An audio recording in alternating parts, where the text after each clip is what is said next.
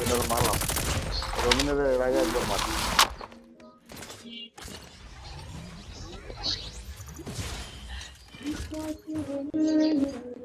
না না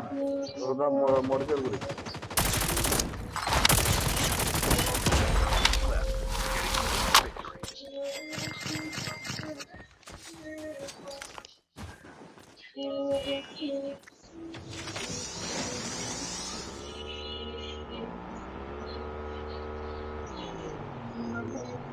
না রেখে দাও